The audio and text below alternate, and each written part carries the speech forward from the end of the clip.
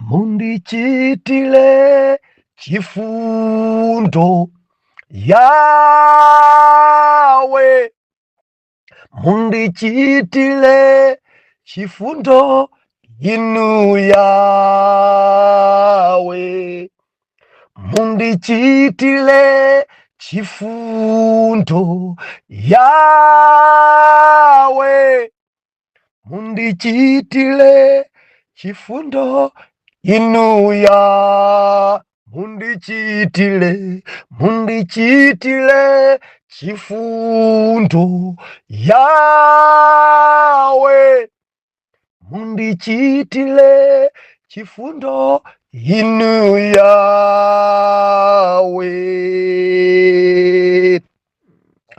Dulandile nokondedwa omvera konse kumene muli, heneleke ichale mtumiki wanu believer lero pa 24 July 2025 yona sabutopiki kukhudzika. Believer tikamanena kuti kukhudzika ndi kumva chisoni maka chifuka cha vuto la wina. Tikuwerenga chapter 4 cha buku la Yona verse number 7 mpaka na verse number 10. Mawu apamwamba kudandaula kwa Yona, kudzudzula kwa Mulungu. Verse number 7, koma Mulungu anawuikira mphanzi pakucha mawa mwachi, ndipo inadya msatsi nufota. Ndipo kunali potuluka dzuwa, Mulungu anayikira mphepo yakummawa anayika mphepo yakummawa yotentha, ndipo dzuwa linatentha mutu wace wa Yona, nalefuka iye nadzipempherera kuti afe, nati, kundikomera ine kufa, kukhala ndi moyo ayi. Ndipo Mulungu anati kwa Yona, uyenera kodi kupsa mtima chifukwa cha msatsiwo? Nati iye, kundiyenera ine kupsa mtima mpaka imfa. Verse number 10 yotsirizira. Ndipo Yehova anati, unachitira chifundo msatsiwo umene sunagwirirepo ntchito kapena kuumeretsa, umene unamera usiku nutha usiku. Tipemphere.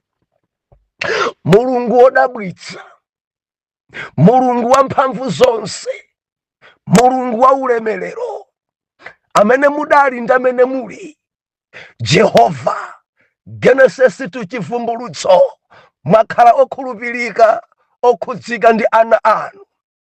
Tilinso pamaso panu Yawe, mutilankhule, mutiphunzitse, mutidzudzule, ndipo tidzamva m'dzina la Yesu. Amen. Believer, dzulo tinali pano timanena kuti tiupembedza Mulungu amene sataya wake. Mulungu uyuyu sataya ana ake. Believer, dziko likhoza kukutaya, abale akhoza kukuyiwala, mamuna wako kapena mkazi wako akhoza kukutaya, koma Jehova sataya ana ake. Tikuonera ife pa mtumiki Yona. Musayiwale, amene adayitana Yona kutumiki ndi Jehova, amene adasankha Yona ndi Jehova. Now Jehova mwini sataya atumiki ake, sayiwala atumiki ake. sangawataye olo nyengo zawo zili za paniki ola kudusa mu nyengo za maesero Jehova sataya wake. Pastor Yona adapya mtima, Pastor Yona adachoka mudzi nakhala kunja kwa mudzi nadzimangira thandala dzuwa ndi mtentha kumene kuja Yawe amene isataya wake adantsata konko. Jehova sakupya mtima ngati Yona, Jehova sakunyanyala ngati Yona, adantsata kumene kudali iye kunja kwa mudzi. Thandala ija sidali yokwana. Tikuona ife Mulungu kuti sataya wake mthunzi udampeza konko. Jehova wa makamu mpaka na nsatsi udamera. Nsatsi udamera kuonjezera pa thandala. Mthunzi wabwino panalibenso dzuwa, kamphepo kayaziyazi. Jehova akabweresera pa mtumiki wake. Bible kunena kuti Pastor Yona adayamba chimwemwe nayamba kusangalala chifukwa cha nsatsiwo. Adauona mthunzi, adaona ulemerero wa Jehova uli pa Pastor Yona sataya wake. Ndimafuna ndilize khalale ku dziko langa Afrika tandimvetsera. Jehova sataya wake nkutheka kuti mudapya mtima, nkutheka kuti mtima wanu mudakhumudwa ndi zina zake. Jehova sataya wake adati Jehova akukutsanzani. Ndikunena ndinuyo zimene mumachita zija akadakhala kuti Jehova akukutsanzirani bwenzi mutafa kalekale. Kudziko kuno simukadakhalako, olo kunja simukadapita, udindo amene simukadakhala. Kunena zona mwakhala mukukhumudwa, mwakhala mukupya mtima, zochita zanu zobalalika, koma Yawe sataya wake ntchito imene mukugwirayo, ntchito imene yoyo siyoyenera inuyo. According ndi zimene inuyo mwakhala mukuchita, kuteko Jehova angochita kukulondani konko. Mundimva? Achita kukulondani Jehova ndi mthunzi wake kuti mukhale pabanja. Inuyo simudayenere pabanja ndi phada amene mudachita ndi uchimo amene mudachita. Banja simudayenere kukhala. Waye muli pabanja bero ndi mthunzi wa Yehova sataya wake. Ndikunena ndiyenda kundivomereza busa ine dingosanira khala pa ntchito galimoto njokukuyenera nini akodi ine ndi ntchito zanu. Simukudziwa kuti ndi mthunzi wa Jehova ndi nsatsi lumene Mulungu achita kuumeretsa pofuna kuonetsera chikondi chake pa inu. Sizikutanthauza kuti mwachita bwino, kupya mtima kwa Mulungu kwa nyansa, kupya mtima kwa Mulungu sikukunkondweresa. Zimene mwachita ku ntchito ya Mulungu mwachita zina zake, koma Jehova timpembedzayi sakuyansanga sataya wake akutsanani konko ndi mthunzi. Ndikunena ndi angata kundivomereza busa zochita zanga zobalalika, koma mthunzi wa Yehova uli pa ine. Zochita zanga zosamvetseseka, koma mthunzi wa Yehova uli pa ine. Makhalidwe anga osayenera, koma mthunzi wa Yehova uli pa ine. Mudayenera kukhala pa dzuwa yande, mudayenera kukhala pa dzuwa yopsa kwambiri, koma Jehova angochita kudzionesera kuti mundziwe ngosalingana ndi zikhalidwe zanu, ngosalingana ndi zochita zanu. Mulungu ndi wina. Simudayenera niyo kukwera ndege. Mulungu ndi wina. Kodi kukwera ndege ndi mthunzi wa Yehova. Sikuti ndinu woyenera, ndinu wangwiro 100%, koma kumwamba sataya wake. Amama mumazidziwa zimenezi kuti Mulungu sataya wake dzuchitika zimene zipanu chifukwa cha chikondi cha Mulungu. Amakukondani. Ena mukundivomereza mmene ndagonedwera ndi amuna ena. Sindidayenera kukhalabe pabanja, sindidayenera kukhala wachuma, koma Jehova amakukondani. Ndi mthunzi timafuna ndikumemeni mpepeseni mthunzi onse umene Mulungu aonetsa pa inu simungathe kumulambira mu mzimu ndi choonadi. Moyo wanu simungafike poona mthunzi umenewu kuti kumwamba amakuwerengerani. Moyo wanu simungathe kumuyamika mmene mwachilira matenda munadwala atu mukadafa iniyo mukadapita nzanu afa nawo matenda ena mudali kuchipatala ena mwachita ngozi pano mukuyendabe. Nimafanana chimenechi Jehova achita kumeresa mthunzi kusonyeza kuti sadakutayeni, kusonyeza kuti amakukondani, kusonyeza kuti ali ndi cholinga ndinu, kusonyeza kuti ali nanu ntchitobe. Ndinu mwana wake ngakhale mukupulupudza, ndinu mwana wake ngakhale muli wokula mtima, ndinu mwana wake ngakhale mukupembedza zosene kupembedza. Sadakutayeni endi sadakuyiwaleni. Dziko likhoza kuyipisa mbiri yanu, dziko likhoza kukuweruzani, koma Jehova sadakutayeni. N'chifukwa chache pali mthunzi. Kodi mukuona mthunzi wa Yehova pamwe wanu? Mthunzi wa Yehova mukuona? Kodi mukufika poona china kuti kodi nyumba indamanga dindini? Kochokera ndrame nkumadabwa koma zatheka bwanji? Mthunzi wa Yehova adakutsatani konko. Endi ena mundichitira umboni zinthu zanu zidayenda, ubale wanu ndi Mulungu usali wabwino. Ndibabwereze pamenepo. Zinthu zanu Mulungu adakutsatani kukupatsani mthunzi, ubale wanu ndi Mulungu utachepa. Mulungu amafuna kuonetsana kuti sokuti mpamene wakhala wangwiro kwambiri koma chikondi chake chapa inu sichimasinthayi. Believe ndikutsimikizire pano, chikondi cha Yahweh pa inu sichimasinthayi. And amakukonda ni Jehova 100 kwa 100. Osawerengera mphulupulu zanu, osawerengera kupya mtima kwanu, osawerengera kudzikuza kwanu, osawerengera makani yanu, osawerengera mwano wanu, osawerengera zimene mukunchita Mulunguyo, koma amakukonda ni kwa mpiri sataya wake. Inuyo ndinu wake. Ndikudziwiseni pano, inu ndinu wake. Kapena Satana amakuona ni ngati ake, koma tamvera, inu ndinu wake weni wa Mulungu. According ndi zimene Mulungu achita pa inu, zifike pokutsimikizirani kuti kusaweruzika kundi kwanu. Mundimvaka kupya mtima ndi kunyanyala kundi kwanu. Ena mwanyanyala mwaisiya ntchito ya Mulungu, ena mwanyanyala mwachoka pa mpingo, koma Jehova poonesa chikondi pa inu akukutsatani beni konko, zabwino zikuchitabe konko. Sikuti Mulungu akukomedwa ndi kupya mtima kwanu, koma kungukuonetserani chikondi kuti amakutanini, amakukondani. Mundimva bwana Mulungu? Haleluya. Sataya wake. Lero tikunena kuti kukhudzika.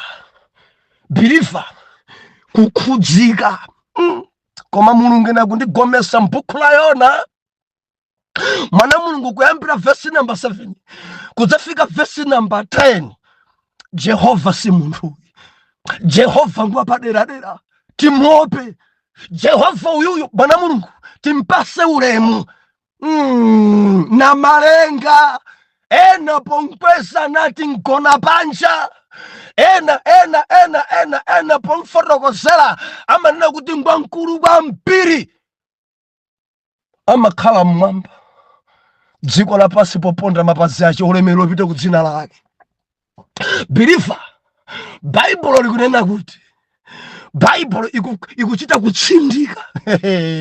Verse number 7. Msatsi udamera usiku. Msatsi adomeresa Jehova. Msatsi udamera udathandizira kupereka mthunzi kwa man of God Yona. Pastor Nkunda ali mchimwemwe. Pastor Nkunda ausangalala. Pastor Nkunda apimbidwa. Pastor Nkunda ali pantenti. Kamana kuti Nkunda tikunena za Yona, chifukwa dzina loti Nkunda imatanthauza Yona. Tiitwa msemana mu ndemalemba onena kuti ndinanena dzulo ene kuti pali lesoni apa pa mtengo wa msatsi. Mulungu afuna nene china chake apa. Bible likunena kuti Jehova mkulu yuyu adasangalala pa mthunzi umene. Ndi phunziro Jehova funa mphunzitse Yona. Ndi phunziro Jehova ali mkalasi ndi Yona. Jehova ali kutsogolo choko m'manja akumphunzitsa Yona. Akhale bwanji Yona, achite bwanji Yona, akadamuza mawu okha sakadamva, koma kumphunzitsa Yona. Tamverani akuti Jehova adatumiza mphutsi kapena kuti mbozi. Idabwera mbozi ndikudzadya nsatsi. Mbozi kubwera ndikudya nsatsi. Atadya nsatsi, Bible nakuti nsatsiwo udafora, chichewa chomveka udauma. Ndiye kuti mthunzi padalibepo. Mbozi zidabwera, mphutsi Jehova adayitumiza. Ukadye nsatsi, ukadye mthunziwo. Mbozi Jehova ayitumiza, ukadye mthunzi, ukadye nsatsi.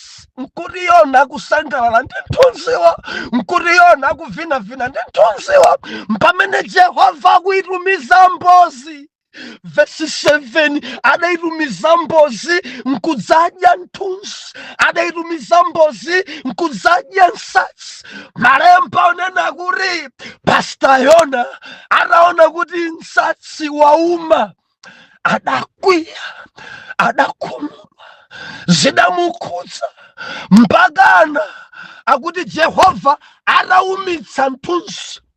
Mulungu wa Israeli adatumiza cha mphepo, dzuwa. Baba nakuti idawomba mpakana kutentha mutu wa Yona. And day imene idali day yotentha kwambiri, chifukwa choti nkuti ngati dzulo lake kudali kamphepo kayasiyasi, padali kanthunzi kayasiyasi. Jehova ali ndi lesoni kwa mtumiki, Jehova kumphunzitsa mtumiki. Tsiku linalo dzuwa yayaka, dzuwa ili nde, dzuwa thandala palibenso mthunzi, dzuwa nsatsi wauma, dzuwa. Mtumiki Yona kuti bora kufa ndipeni. Adapempheranso ndingomwalira. Ndiye Jehova kumpeza, waye ukupempha kufa?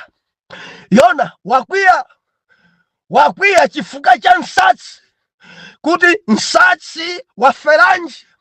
Yona wakhumudwa chifukwa cha nsatsi, kuti waumiranji. Ukupempha kuti ufe chifukwa cha nsatsi, kuti nsatsi waumiranji. Bible nakuti adavomereza, ndife.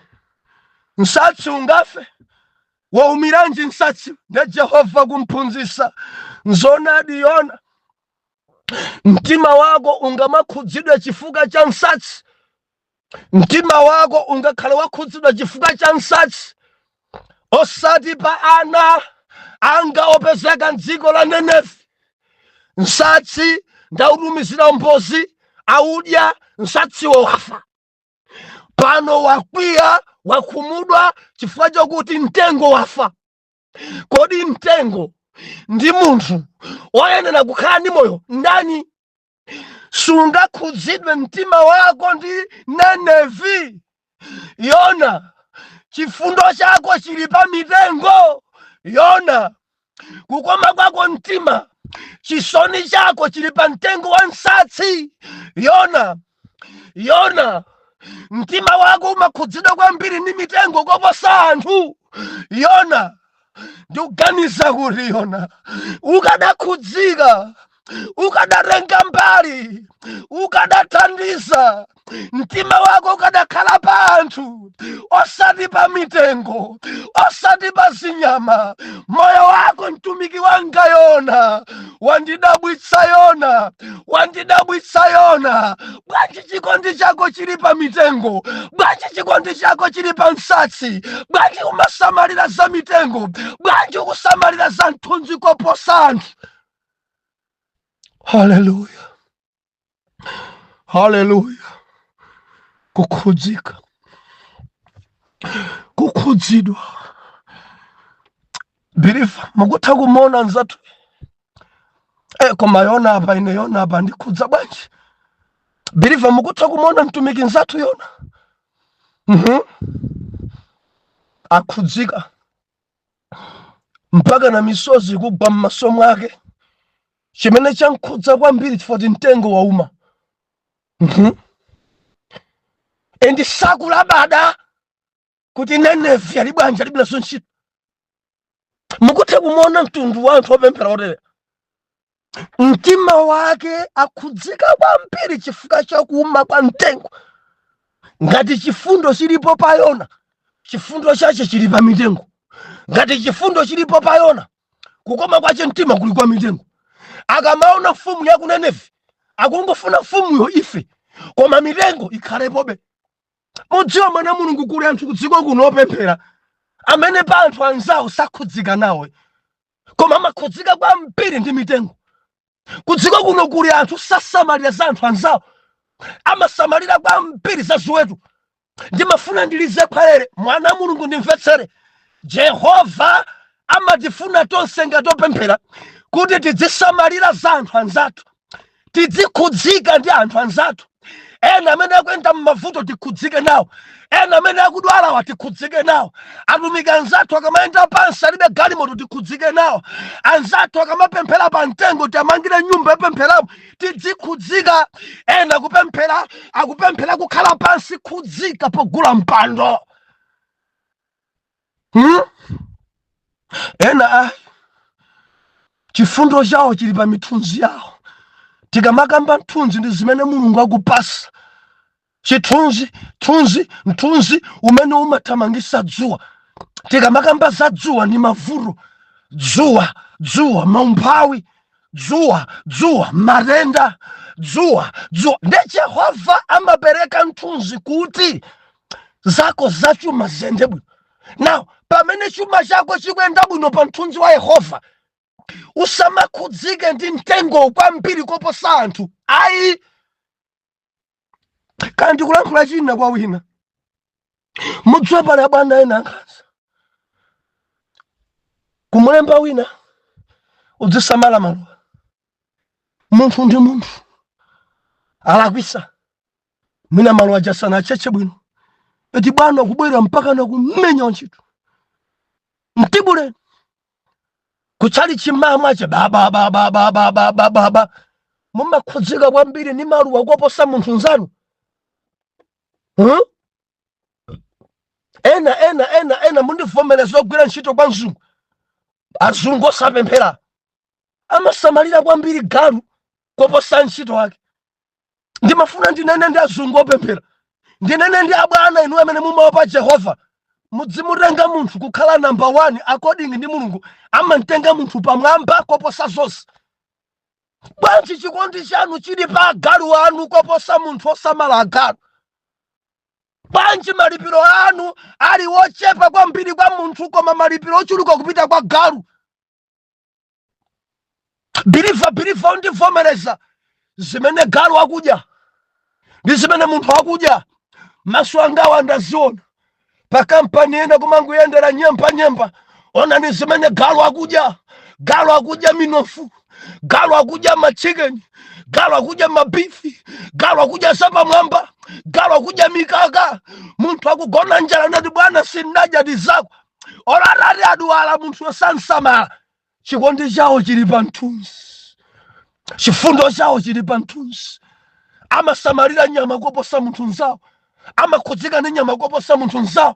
Nimati ndinene kwa oyera mtima, chifundo chanu chipite kwa anenefi, chifundo chanu mukhudzike ndi anthu akudziko, chifundo chanu mukhudzikenso ndi abale anu, chifundo chanu mukhudzike ndi opemphera nawo osati kwa mitengo ya nsatsi. Ndikunena ndi angati simumakhudzika ndi anzanu ende simumatenga mbali nsopa anzanu. Koma galimoto yanu ikavuta, galimoto yanu ikavuta ndi jijirikani, simukudziwa kuti ndi nthunzi mene. Galimoto ikangoti yavuta mene ndalama zikutulukiramo, kagulitse kuti mpaka nakukhumudwa munthu galimoto yavuta. Koma ogwira nanu ntchito ija, mzimayi amene mumayenda nayo uja, mumadziwa kuti amagona ndi njala, uja amene amakupangani support uja, mumadziwa kuti akudya chani kunyumba kwawo, mukudziwa nkhondo zake. Simungathe kusamalirako anthu koposa galimoto yanu. Mudziwa mukakhala owumira kwambiri ogwira ntchito amafuna kuti dzanu zizingonokoka. Yona adakhudzika kwambiri ndi nsatsi koposa kukhudzika ndi anthu akunenefi. Ndi mtundu wanji wa anthu opemphera okhudzika kwambiri ndi zinthu koposa anthu anzawo. Biliva, chifundo tichitirane wina ndi nzake, tithandizane wina ndi nzake, chisoni wina ndi nzake, kukankhana wina ndi nzake, osati nyama. Ndinu bwana wa mtundu wanji? Ndinu munthu wanji wolemera amene mulibe chifundo ndi anthu amene akukuthandizani pa ntchito za panyumba pano? Bwana wa mtundu wanji amene mulibe chisoni ndi maworkers anu? Bwana wa mtundu wanji amene chisoni chanu chili pa mitengo koposa anthu anzanu? Ndinu munthu wa mtundu wanji amene mmakhudzika kwambiri ndi mthunzi koposa anthu anzanu? Ambuye akulankhuleni, Ambuye akulankhuleni. Chikondi changodzaza pa mitengo basi. Mitengo yanga mangwe muisamala, mitengo yanga mangwe muisamala. Ede akakhala kutali akangoimba foni basi, kodi mitengo mathilira, kodi maluwa mathilira, kodi galuja mampasa chakudya, kodi ng'ombe mwazilowesa, kodi mbuzi zadya. Simungayambe kufunsa moyo wa anthu amene amasamalirawo kuti ali bwanji. Simungayambe kuwafunsa kodi moyo wawo uli bwanji, akusowa chani anthuwo. Mukuyamba kufunsa za galu wanu koposa munthu amene akuthandiza galuyo. Why? I know kuti muvi ukubaya muli bwanji kunja kwa dziko. Tikusoeka kuthandizana, tikusoeka kukhudzika ndi anzathu, tikusoeka chifundo chathu ndi chisoni chathu chikhale pa anthu anzathu osati pa nyama. Abusa Yona adakwiya, nsatsi waumiranji, nsatsi waferanji. Jehova kuti wakwiya chifukwa cha nsatsi, ukukhudzika chifukwa cha nsatsi. Kuteko pa mtima pako kufuna kuti nsatsi ukhale ndi moyo koma anthu akunenevi ndi ape. Ukufuna kuti anthu onse akunenevi afe koma mitengo ikhale ndi moyo. Ndiwe mtumiki wanji? Ndiwe mtumiki wanji? Nkuti pamenepo Mulungu akunthizimula ndi dzuwa, nkuti pamenepo mphepo yotentha ikuwomba pa Yona thupi lonse thukuta mayala kunyowa. Ndimafuna ndilize kwere. Inu amene mumangokwiya pa zilizonse, inu amene mumachoka pamaso pa Mulungu, inu amene mumadana ndi chifuniro cha Mulungu, tamverani, muli pa nthunzi lero, koma Yehova adzakuphunzitsani, adzauchosa nthunziwo. Ndi ukamba muli pa udindo lero, mukamakhalabe choncho osasintha pamaso pa Yehova, adzachosa nthunzi wanu. Endi nthunzi akadzauchosa, kutentha kwa dzuwa, mphepo yotentha idzawomba. Kanthunzi wanu ndi chanu umene mukusimbwa nawo, amauchosa nthunzi Yehova kuti akuphunzitse. Ndokamba ndiyena kundivomereza abusa, ndidali munthu kale, ndidali bwana kale, ndidali ndi zinthu kale, pano mulibe kalikonse, muli pa dzuwa. Adauchosa nthunzi Yehova kuti akuphunzitseni. Mwina nkutheka chifundo chanu chidali pa mitengo ya nsatsi, mwina nkutheka simunkasamalira konse anthu anzanu, mwina nkutheka ana anodali pa kapolo ndi chuma chanu, mwina nkutheka mkazi wanu simunkamfunanso kumangogonana ndi akazi ena chifukwa cha chuma. Yehova amachosa nthunzi pofuna kukuphunzitsa, pofuna kukuphunzitsa. Dzuwa lidaomba, dzuwa lidaomba, Yona adatendedwa. Ndikunena ndi angati akundivomereza pasta. Ndumva utentha ine, ndumva utentha ine, ndumva kutentha magalimoto anga anokoka, ndumva kutentha mabizinesi sakuyenda ngati kale, ndumva kutentha, ndumva kutentha. Jehova amatumiza mbuzi kudzadya chuma, Jehova amatumiza mbuzi kudzadya ntchito, Jehova amatumiza mbuzi kusokoneza chuma. Mundimva kutekwenda kundivomereza kale vanhu kuti nzonadi mbuzi ya Jehova idabwera idadya. Ndichenjeze inu, ndichenjeze inu. Bwanji mutakhala ndi chifundo pa anthu, bwanji mutankonda Mulungu, bwanji mutayamba kuthandiza kuntchito ya Mulungu, bwanji mutayamba kuyima ndi osowawo, bwanji mutayamba kupereka zazikhumi zanu, bwanji mutayamba Jehova sadachose mthunzi. Ena anabale anu kuvutika kopya, koma simmaganizira, mumasamalira kwambiri mitengo ya nsatsi kuposa abale anu. Haleluya. Atumizireni, pali njira zambiri, Hello Paisa, MoneyGram, Mukuru, Airtel Money, kandi pampamba, kandi ku banki. Mafandi kuzeni chinthu ino amene mumatumizira abale anu pa Hello Paisa, ino amene mumapereka zakhumi zanu pa Hello Paisa. Hello Paisa sakupereka ma message. Munatutumuka ine mwezi wathawu, message ya mwezi uwo akunifunsa ndalama simudatenge bwanji, sakupereka. Mukatumizira kwa munthu wa Hello Paisa, mupangeso short screen muntumize zoti ndatumiza ndalama iyi. Haleluya. Mwina abale anu aja mudatumizira kale sadaione, Hello Paisa sakupereka ma message ka atanika bora nyamukulu. Haleluya. Ndi angati ndikulankhula nawo amene panopa ali pa mthunzi wabwino kwambiri ndipo ali ndi chimwemwe akusangalala. Ndi angati amene ndikulankhula nawo amene akundivomereza abusa ndili ndi zinthu osati ndinoyera ya, koma Mulungu sadanditaye. Ndimafuna ndikupempheni, zinthu zanuzo muchitireko chifundo anthu anzanu, mukhudzike ndi anthu anzanu, osati muzikhudzika ni mitengo. Ayi, mundimvaka ena mwandivomereza kuti nsonadi ndidali pa mthunzi koma mbozi idadya. Pano pali dzuwa ngerengende pa thukuta lokhalokha. Pempho langa, vomerezani pamaso pa Mulungu. Ndi Mulungu amene akhoza kubweretsanso mthunzi pa inu. Mutagonja mutampepesa, munankuteka, simudali kudya ndi anthu.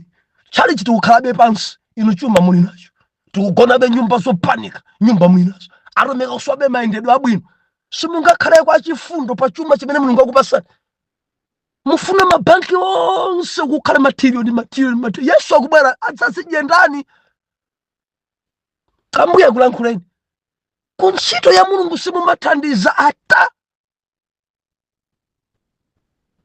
Simungakhale kwa chifundo, simungakhudzike ndi ana amasiye, simungakhudzike ndi amayi amasiye, simungakhudzike ndi amene akudwala, simungakhudzike ndi amene zachuma zawo sizikuyenda kukulukutika, simungakhudzike ena gona njala, simungakhudzike biliva ramvera.